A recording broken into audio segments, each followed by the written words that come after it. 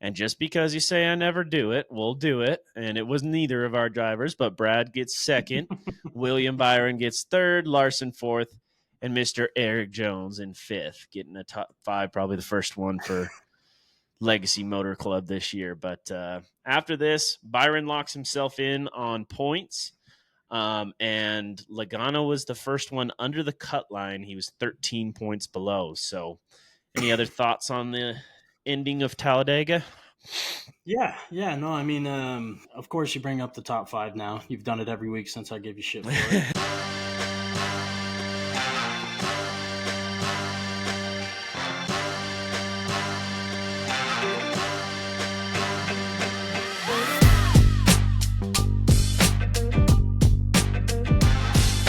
And welcome back to another episode of your favorite Couch Potatoes. I'm your host, Jay Cubs, joined as always by Big Country, and we got a round of 12 to recap. We are on to the round of 8 officially. So, and boy, it was a exciting, thrilling, entertaining end to the round of 12. So I can't wait to get into that. But first, let's get into the news. 2311 in Front Row Motorsports, a little update on that whole situation. They filed a joint antitrust lawsuit in federal court accusing NASCAR of being a monopoly. Also, they filed a preliminary injunction that will allow them to race as charter teams next season so that they can do this to make sure that they don't have to race like in an open spot, try to qualify their way in because anything can happen there. Don't risk losing any drivers or sponsors. So this is far from over. I think this situation is just getting started, and I don't know. It just it's hard to see NASCAR lose this, in my opinion, but from just what we're reading and stuff, it really seems to me like 2311 and Front Row have a great case, and NASCAR might get in trouble for this, but it's just so hard because maybe NASCAR is a monopoly and they have been for so long, so it's hard to see them on the wrong side of this, or the losing side, I should say. But yeah, what are you thinking about that situation? Well, first and foremost, buddy, we gotta do the beer crack with the With the with the new Bush Bush Light. cans. I already got started. I'll have to join you later. But no, I think this is kind of like extremely out of the blue. I don't see how NASCAR would be a monopoly. There are other racing, companies out there with, like F1 and stuff like that. I don't see how this could be. I can't think of looking at NASCAR and thinking of it as a monopoly. So doesn't truly make sense in my head. I think what they mean is like in the sense of like the deals, like we were talking about last time when like NASCAR is making way more money on these charter deals. And basically, like we said, they forced all these teams to like kind of sign. They put it like they gave them a deadline like 6:00 that night or whatever it was. And so I think not in comparison to other leagues, but just the revenue that the teams are getting versus the revenue NASCAR is getting. So I think that's what they mean by NASCAR being a monopoly, just in their own sport versus what the teams can do and stuff. Yeah, but I feel like you could go to any sports organization and say that. You know what I mean? Like the NFL, for instance, makes money off of the football teams. The football teams are their own organizations, but the NFL governs it all, and NFL makes money off those teams. So I mean, you can still say, and the NFL teams. I mean, some of them have their own sponsors, some of them don't. Some of them all come from the NFL, but Yeah. stuff like that. I mean, every league is kind of built to where it trickles from the top down. So NASCAR is the governing force, and so they'll Right. make the most amount of money off of anything that happens with NASCAR. And the same thing with the NFL, because the NFL is at the top, and every organization underneath that, it just trickles down. Well, and I almost wonder though too, because like the owners have a lot of power in the NFL. So we're like Roger Goodell, he answers to the owners in a certain sense, and then like I think like I don't know, we'll talk about it later, but like Tom Brady, I think is being approved to be a minority owner, and 24 out of the 32 owners have to approve that or something. So maybe in NASCAR, like the scales are just, a little bit more like this instead of closer to the NFL and or like NASCAR and the teams making a fair share. I don't know, something like that maybe. Yeah, I mean, I could see it. I could definitely see it. It's just I feel like it's set up in a way that it still works the same way as any major sports organization works. Other than maybe the owners of the teams don't have as much say in what NASCAR does. That could be the only thing that I can see that's different, Hmm. though. Yeah. Well, yeah, could definitely continue to update you guys on this situation. And doesn't seem like it's going to go away anytime soon. Like I said, these teams are preparing for next season, making sure that they still have charters and everything they're able to race next year. So we'll see how that goes. Just finishing out the news segment a little bit from last week. I put this in. I saw just a clip of it. It was kind of weird. I didn't really understand, but definitely thought that we would both enjoy this. Denny Hamlin, after Kansas, in his post race interview, says, "I'm not in it mentally. I can tell you that." About himself, and then his crew's performance at Kansas, and then other races in the first couple of rounds and stuff. So not what you want to hear from a guy, like we said, trying to get his first championship. And I don't know. I mean, like, obviously, hope he's like okay and everything. I didn't get the sense that he's like struggling with like serious mental problems or anything, but just that he's just not in it for this season, I guess, which is surprising. And I don't know, not really a championship mindset, at least in my opinion. Well, I mean, he started off the playoffs by saying that they only need 20 points or whatever it was. It's like they started off with, I think, the wrong mindset to start the playoffs. Yep.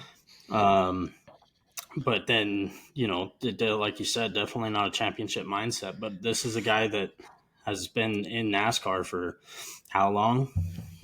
I think about 20 years, a couple And decades now, still, maybe and more. still hasn't won a championship. I mean, this just might be what happens every year when the playoffs come. Yep. There's some people that have the championship mentality when they hit the playoffs, and some guys that don't, like dominate through the season and then just can't keep their foot on the pedal to finish out the season. Right. Well, we'll have to see how he does. Let's get into it. Let's talk about it. So the race that we need to recap first is Talladega, baby. That's where we left off, and it did not disappoint. Dega week almost never does. There's usually going to be something that happens that shakes things up, and the one thing that's definitely consistent is Michael McDowell on the pole. That front row Mm-hmm. motorsports team, they've got qualifying figured out. I think Todd Gilliland got third. I'm not sure. I didn't watch qualifying, but to me that could just seem like a strategic move so that they're already on the same line. Like I bet they're just that good. So that's how it started. Daniel Suarez unfortunately had to serve a pass-through penalty for unapproved adjustments at the beginning of this race. And then once the pack came up to him, man, this was kind of a little bullshit in my opinion. Like everybody knows you're not going to be able to, keep pace with the pack, and you got to kind of fall in line, towards the back, try to stay in the run. But he just went right in the middle, forced his way there, and then tried to get into the smallest gap. Like if he was up to speed, he could have made it in, but he was not. He goes up into BJ McLeod and ends up spinning himself out, throwing the first caution. So, what are your thoughts on that move by Suarez?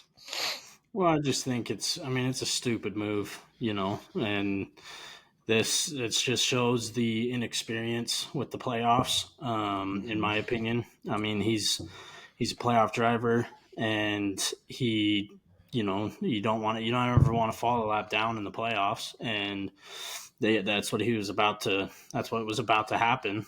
And well, he did fall a lap down with that pass, and then there was a chance that he could go down two, Right. if he didn't keep up with the pack. And I just feel like he thought he had to do something there to make sure that he didn't go down two laps. And that's kind of what I seen from that, but it was still stupid move, and he decided to do it really late. Right. And like you said, he wasn't up to speed. I mean, I feel like there was a good gap there, but he decided to do it way too late. Mm-hmm. Decided to just turn up out of nowhere. I don't think I've ever seen a NASCAR professional cup driver do that. Yep. Yeah, just stupid move all around. Yeah, it's unfortunate. It is fortunate that nothing bigger happened. I think he was the only one. I think BJ McLeod had minimal, if no damage from that.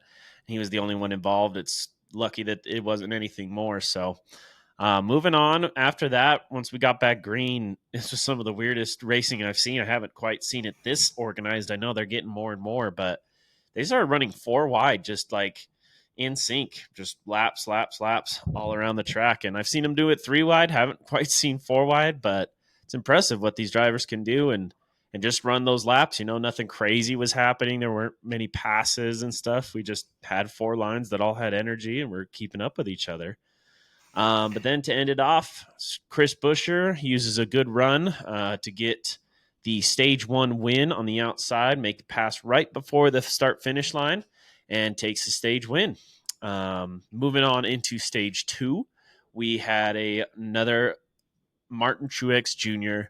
unfortunate event where he spun onto pit road on the green flag stops. This ended up ruining kind of the strategy for him where all the Toyotas, you know how pit stops go, where all the Toyotas come down, Fords will come down, Chevys will come down. They'll come down in a group because everybody's just taking fuel. But once you spin out, you got to take some tires. So kind of ruined his run there. Other than that, in stage two, the only other thing was a big wreck involving a bunch of our guys where Ryan Blaney ends up spinning around, collects Chastain and Logano.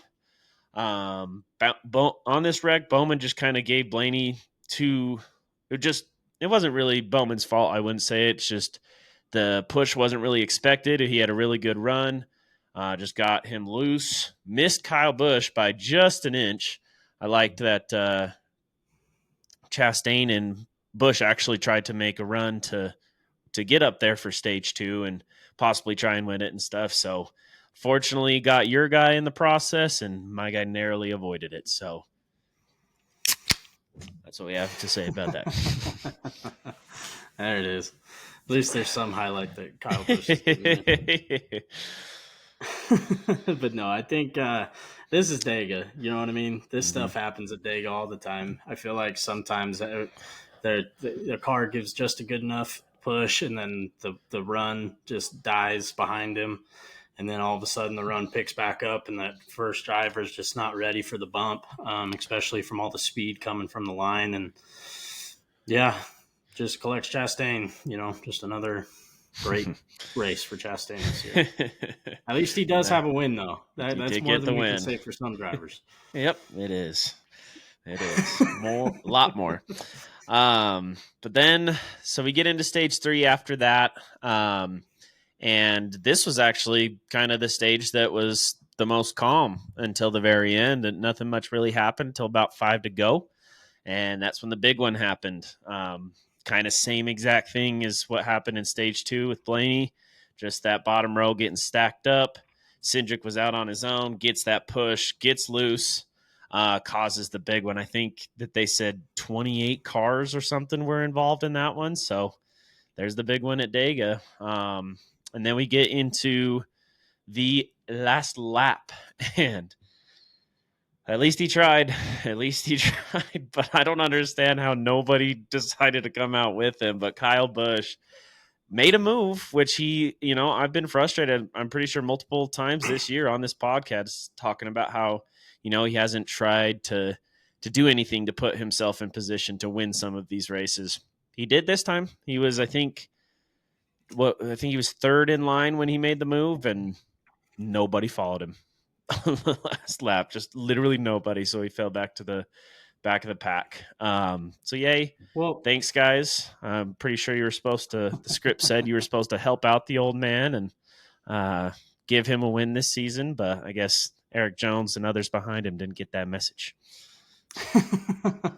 Well, and see, I think I look at that a little differently. I don't think Kyle was trying to make a move at that point in the race. I think Eric Jones tapped him right into turn one, and it kind of got him. It kind of got Kyle.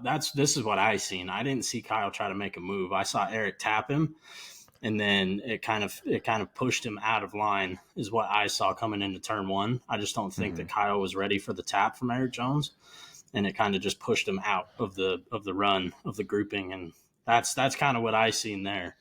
Um, Yeah. I don't think he was trying to make a move at that point, but I could be wrong. That's just what Well, I it was seen the was last. Eric Jones tapping. I thought that's what he had, but you could be right. I was confused as why like Eric Jones wouldn't go with him. I mean, it would give him a better shot to win than staying, third, fourth in the same line that he was already in. So I thought so, but yeah, I definitely can see what you're saying. But to make matters worse, one of Kyle's arch nemesis this year, besides Corey LaJoy, Recky Stenhouse avoided the wrecks today and won in a 3 wide photo finish that left another RFK driver in second place at the line. This time it was Brad Keselowski. Um, and just because you say I never do it, we'll do it. And it was neither of our drivers, but Brad gets second, William Byron gets third, Larson fourth, and Mr. Eric Jones in fifth, getting a top five, probably the first one for Legacy Motor Club this year. But after this, Byron locks himself in on points. And Logano was the first one under the cut line. He was 13 points below. So, any other thoughts on the ending of Talladega? Yeah, no, I mean, of course you bring up the top five now. You've done it every week since I give you shit for it. Um, but no, I was thinking, if you look back at the big one when it started, right? I can't. Who was it Cindric that was out in front? Yeah, Cindric was the Who was car it? out in front. Cindric got tapped, right, and he turned almost exactly right and went right into Ricky Stenhouse, and Ricky Stenhouse saved it. I don't know if you've seen that, Yep. but it was That was pretty impressive. Going that fast to be able to hold on to it like that with a car yeah. with that much momentum coming right at your door. Pretty crazy. I mean, it looked like Ricky Stenhouse was just a tank that ate that shot, and I'm Yeah. surprised. I'm surprised that he. I'm honestly surprised that he kept control of it because it did pop his car. It popped it up, and it bounced a little bit after it, but it stayed straight. It almost looked like nothing even happened. Yeah. Pretty impressive. Yeah, good race for him and that team. And then we'll move on to Charlotte, the Roval, and your future teammate SVG starting on the pole, taking the early lead. No surprises here. And they had changed up this track just a little bit. I hadn't heard about this until we watched it, but they had some different turns. I think it was turn, what was it, turn 7, where all the like there's so many wrecks and spins. Yeah, turn 7, where it was just a real tight corner. Drivers sometimes going 2, sometimes 3 wide into that, carrying a lot of speed. So that proved to be a lot of problems, as well as the curbs right there at the end. They started calling them turtles, which I'd never heard before, just because I don't know, big high shells or whatever you want to say. But we saw lots of cars just in practice too, just hopping over those things. If you hit them, your car was going airborne. So it was definitely a lot interesting, a lot more interesting, and the drivers definitely had to get acclimated to it. Um, but then other than that, in stage one, kind of not much happens until we get some strategy play. SVG, he's playing to win the race. He obviously isn't in points in the playoffs, not a full-time cup driver, so he's playing to win the race. Reddick is obviously close to that cut line, so he stays out in stage one during the stage points and the stage win. Logano does the same thing, getting second place, so a couple of those bubble drivers trying to make sure that they, get all the points that they can. But yeah, so not much else happening in stage one. Stage two, Mr. Kyle Larson, he takes the lead from SVG, kind of reminiscent of the Chicago street race before they both ended up out of it. But then we go into that turn 7 that I was talking about, where Austin Dillon gets involved in a spin with Tyler Reddick that pins, like, corners so tight that Tyler Reddick gets pinned in there after making contact with Denny Hamlin, and just kind of isn't able to get by, which cost him a lot of points. And then I think after that, that put him below the cut line. Um, and then other than that, Alex Bowman gets the stage 2 win. Kind of that same strategy thing there going on to get those points. So huge for him in that 48 team. I think he was well to the good at that point. Not like locked in, but definitely feeling good. So, yeah, what are your thoughts on the first couple stages there? Yeah, I mean, going back to stage one, those curbs on 16 and 17, that the ones they called the turtle. Mm-hmm. Um, from what I recall in the race, I mean, yeah, they were jumping. There was a few cars. I know that we'll probably get into it a little bit later, but Suarez jumped the curb once. I think Larson, was it Larson that jumped the curb once? Um, maybe I think I can't remember for sure, but there was a few drivers that did jump that those curbs there, and they actually said that they lowered, so they made them higher at the start Uh-huh. of the turn, and then lowered them right where the drivers are going over. And Okay. so there's a lot of drivers starting to get penalties from that. That's right. And so because it was so smooth of a transition right on the corner that they were and then drivers were also complaining. I think it was Denny Hamlin. They sat in on a radio call with Denny Hamlin and his pit crew, and they were saying that you could barely see the track in that part. You couldn't see what was going on in front of you, and they were penalizing a bunch of guys on those turns.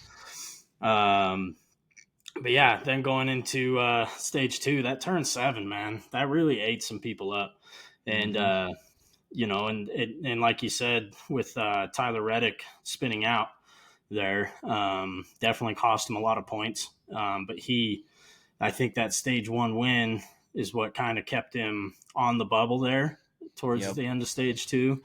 Um, and I believe it was between him and Logano. At one point, they were tied with 0-0 in Mm-hmm. the race. And yeah, no, crazy changes that they made kind of last minute to the track. Right. 100%. And I think that, like we're talking about with those penalties, I think it was at some point in the race. I can't remember what stage this was. It might have been 3, but Suarez actually stopped because he got forced into the like out of bounds area by Bubba Wallace. Mm-hmm. And he stopped like he was going to get a penalty. And the announcers were like, that shouldn't have been a penalty. He shouldn't have had to stop because I think they said that NASCAR can review it for like, up to a lap.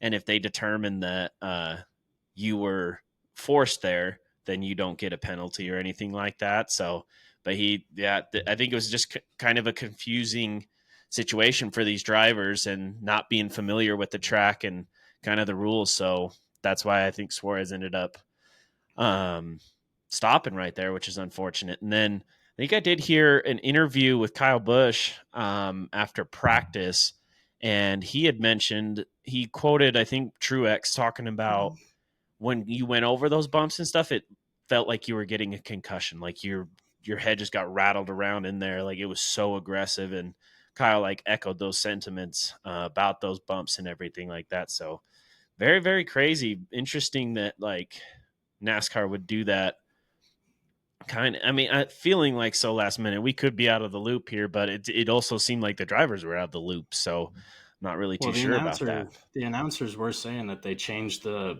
grade of the turtles right on the point of the turn. So where everybody was jumping was about 5-10 yards back from the turn, and Hmm. then the actual like point of the turn itself, they took the turtles away, and that's yeah, that's what the announcers were saying, is that NASCAR pulled that move like last minute. So Hmm. Gotcha.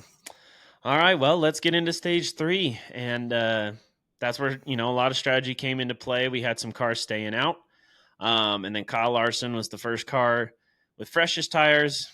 Very quickly made it through the lead, and like you alluded to earlier, this wasn't even really the race. Once Kyle Larson got the lead, he didn't look back, just like he does at a lot of tracks. We'll have to talk about that in the power ranking segment, that NASCAR loves to just drop him down every time, but he ends up dominating the rest of the race, wins it very easily.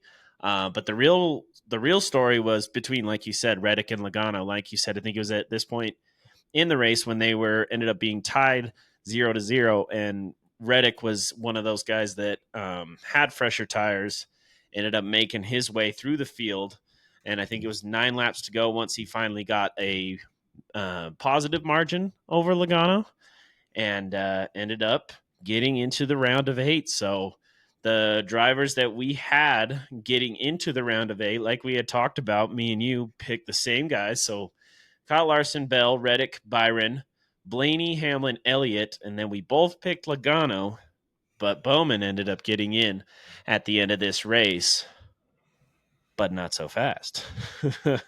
We have some drama, and of course, what have we been saying all year? Check the louvers, Hendrick Motorsports, man. I don't know, but another instance here. Alex Bowman, his car fails post-race inspection, did not pass the minimum weight specs. And I watched a video on, I don't know, one of the, higher up rule NASCAR officials or whatever his position is, talk about it. And he said that they gave the 48 every opportunity, try and make weight, fill the car up with fuel, all this stuff, do what they could, double check, triple checked it, came back every single time that it did not make minimum weight, and so they are penalized. I just read today that Hendrick Motorsports is not going to appeal the decision by NASCAR, so seems to be very cut and dry there. And Bowman, unfortunately, after a really great playoffs for him, I think that a lot of us were shocked. I think you had him going on to the round of 12, but no further. And I think I had him going out in the round of 16. So I think he surprised a lot of people and almost made it into the round of 8. But instead, Mr. Joey Logano, I think it's just the fates of it being an even year and the fact that he makes the championship 4 on even years every year. He ends up making it in the round of 8. So what a day for what a high and low of emotion, roller coaster of emotion for Logano fans and Bowman fans there to end the day and end the round of 12. Yeah, I mean to get in, you're driving great, all playoffs. I mean, like you said, I picked him to go to the round of 12, and that's as far as I thought he was going to go. You dropped him at the round of 16, but has a great postseason. But I mean, Hendrick Motorsports, man, them fucking cheaters over there, I swear. There's a reason. I think there's a reason why Larson just wins every damn race. It feels like, and he's always up in the top 5. But he's NASCAR's golden boy, though, so we don't hear any cheating there. Oh, man. Yeah, just unfortunate situation for Alex Bowman, and especially with them not appealing it. That's just cut and dry. I cheated. Yep. That's what it kind of seems like. So, and like you said, they gave him every chance. They fueled it up. They waited again. They made sure all the water was in the system, to all the cooling system, to make sure, just to double check. I mean, like you said, NASCAR gives you every chance to make weight, and if it's still not overweight by the time you fuel it and put all of the cooling system into it, like something, you cheated somewhere. Yep. And it's got to be during the race or something, I guess, like with the adjustments or something that they made, because I don't believe he had any pre-race issues, didn't get sent to the back or anything. So that's interesting and unfortunate, because I think, like I said, he had a decent point gap, and maybe they just weren't as confident in his ability or the team's ability to have a good enough race to not have anything happen. I know he's okay. I mean, he won the Chicago street race, but that was because of a weird rain tire stupid race that we talked about. But I don't think he's too terrible at the road courses. So interesting choice by that 48 team. Unfortunate for them, but at least there will be one Hendrick driver that is not in the round of 8. So we have a little bit more disparity there. But yeah, that was the round of 12. We're on to the round of 8, which we got Las Vegas coming up. Not good for anybody that's not a Kyle Larson fan after watching him dominate at the Roval. And he comes in with by far the biggest point gap in the positive, where he's 33 above the cut line. Like I said, going into a race where he is dominated extremely well. And then we have Homestead, Miami after that, and Martinsville for the round of 8. So going to be interesting. Couple mile and a half tracks, and then we got that short track where the magic can happen. You know better than anybody where the magic can happen at Martinsville, and you can make a move nobody else will do ever again into the round or into the championship 4. But yeah, so we are actually recording this podcast before NASCAR has released their official power rankings, but I have a good feeling that we know what they're going to do because they've done it in every other round. So let's just go ahead and preemptively assume NASCAR's power rankings based on the point standing. So like I said, Kyle Larson up at 33 points. So I'm definitely going to assume that he's going to jump up one spot. Christopher Bell has a 13-point lead, and then Tyler Reddick has a 10-point lead. William Byron ends the 4 with a 4-point lead. On the bubble is Ryan Blaney in 5th with a 4-point deficit. Denny Hamlin in 6th with an 8-point deficit. Chase Elliott with a 9-point deficit in 7th, and then Joey Logano in 8th. So any thoughts on what we think will be NASCAR's power rankings? What would you switch up there? Or do you think it's going to be kind of a fair assessment? Well, I feel like this one might be maybe the most fair assessment that NASCAR is going to put out all season long. Just going off of the point standings here, especially because what they've done in the last couple of rounds. As soon as the new round starts, they just go off the point standings anyway. It's like a reset on the season. You know what I mean? But I really don't see any disparity here. Larson, I mean, that guy's definitely going to the round of 4, having the 33-point lead, plus having Vegas as the first race of the round of 8. He'll be dominant at Vegas, and then you won't see him the rest of the time till the championship 4. He's also very good at Homestead. I forgot about that, but he is amazing. He rides that outside line like nobody else. So yeah, we might be looking. Good thing everything resets for the championship 4, but if it didn't, you might be looking at Kyle Larson locking himself into the championship before we even get to Martinsville. But sorry, yeah, I just thought about Homestead and forgot how good he is there. Oh, you're good. I just don't. I mean, I don't see any disparities here. I think everything that's with the point standings kind of lines up how I think the power rankings should look. So yeah. Well, I got a little bit to switch up on it. Obviously, Kyle Larson at number 1. We've been talking about that all season long, so not much to say there. We both kind of feel that way. I'm going to go with Byron at 2, jumping up 3 spots. He got a 3rd place finish here, so I believe that was back-to-back top 5s for him. No, I think 3 straight because he got 2nd at Kansas. So I think that 24 team's got the momentum.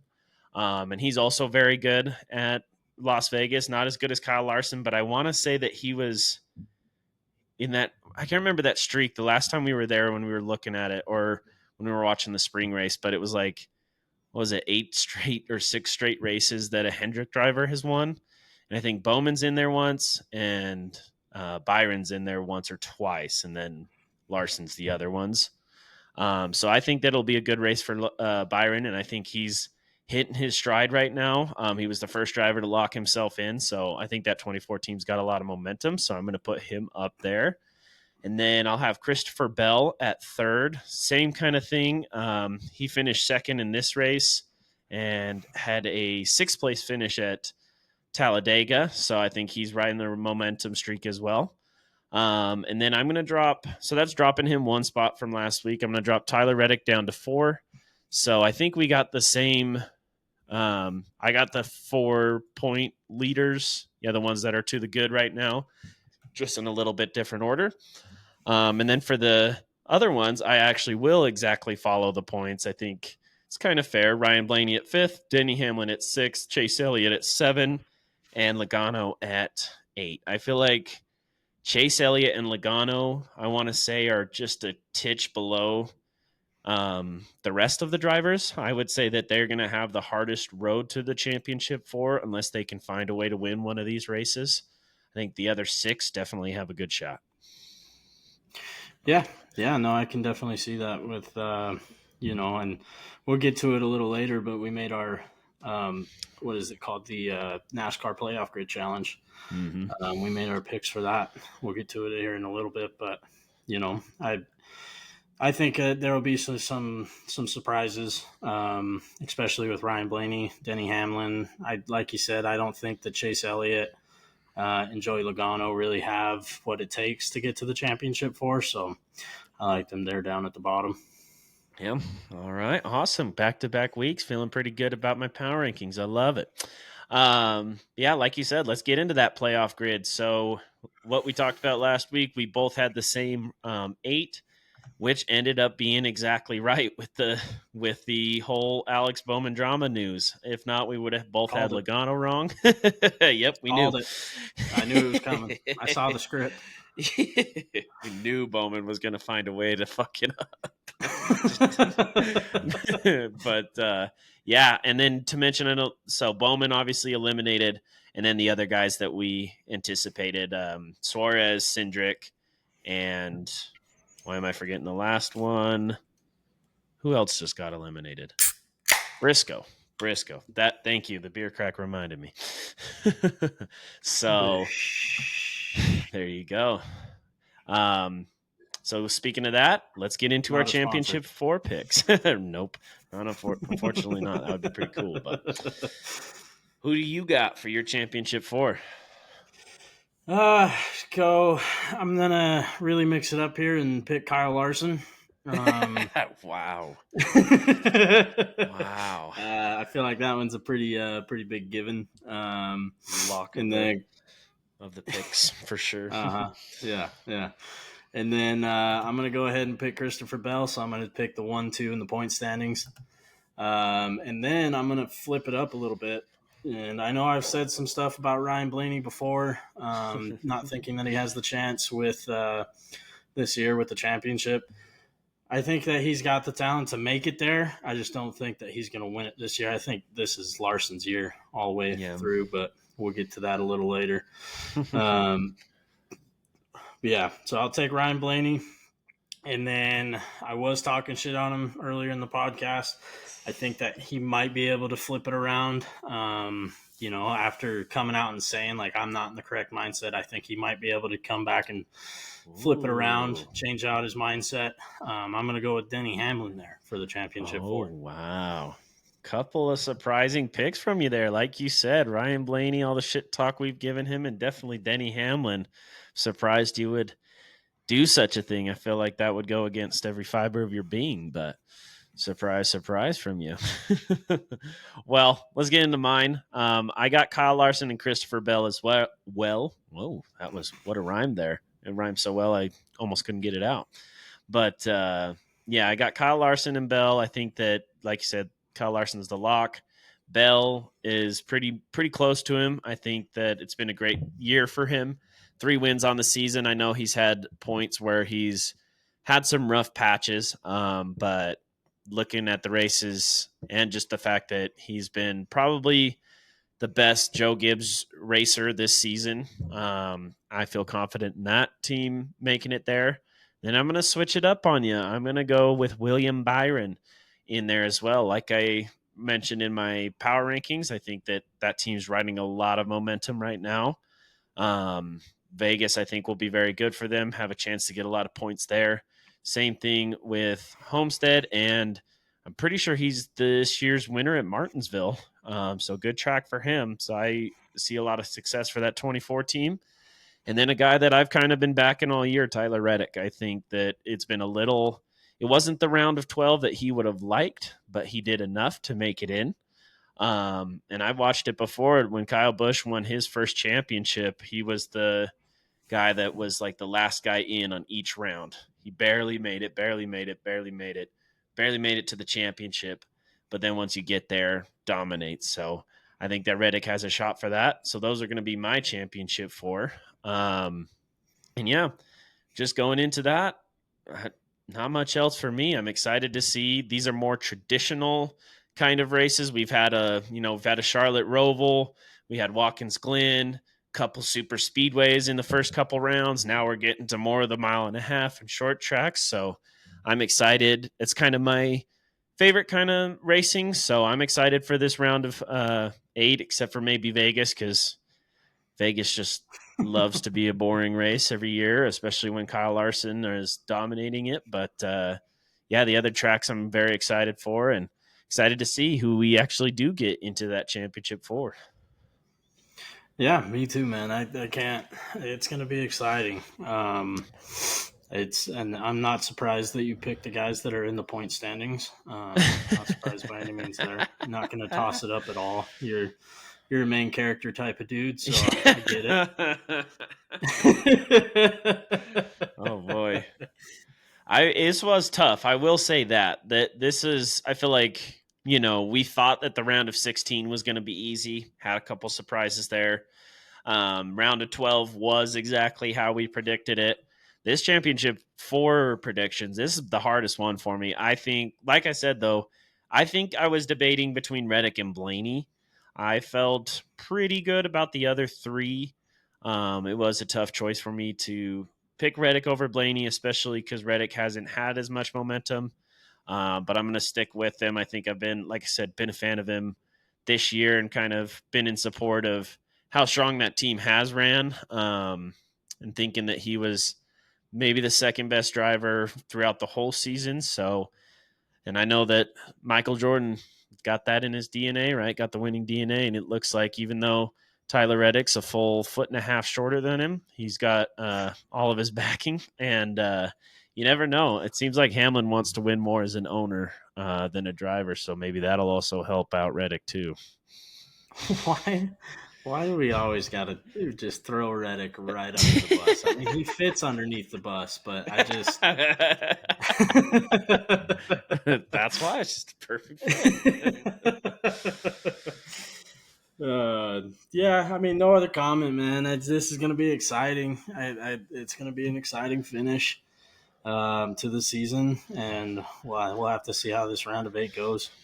Yeah, fortunately, as far as Kyle Busch, that is, quest to get his streak continued, I'm not feeling very good about it. I think he's ran sort of okay the past couple races at Vegas. I think he might have a top 10 finish in there, but never enough to win it unless something crazy were to happen. And he can be on the other side where he's the one that takes 2 tires in a green white flag situation, but I don't think that'll happen in the playoffs. It'll be a little bit different. You'll have a lot more aggressiveness in that race. And Homestead maybe might be good enough for that 18, but Martinsville, no real confidence in RCR at that track. They just have sucked at short tracks. We've talked about that, so might be officially the most depressing season. But if he's able to get a win, then it will be the best. He could pull a Ross Chastain like last year and win the championship. And yeah, I think if Kyle Busch gets a win, then NASCAR will decide not to enforce the rules again, and just let that happen for the clicks and likes and everything. So, hey, that's a great idea. I fully support it, Wes. Kyle, if you hear this, please try it. That would be awesome. Try anything. Let's get us a win. Let's continue that streak. You've already broke the record, but let's keep going. Make sure that you make it harder for anybody else to break that record. So, all right, like I said, that is the round of 12, and we're getting into the round of 8, getting to that championship 4, getting towards the end. So it's going to be exciting to see. Thank you guys for joining us for another episode of the Redneck Boys edition of your favorite couch potatoes, which episodes are dropping on race day morning every week on YouTube and Spotify. And then make sure to check out the clips on Instagram, YouTube Shorts, and TikTok. Until then, next time we'll catch you on the couch. See ya.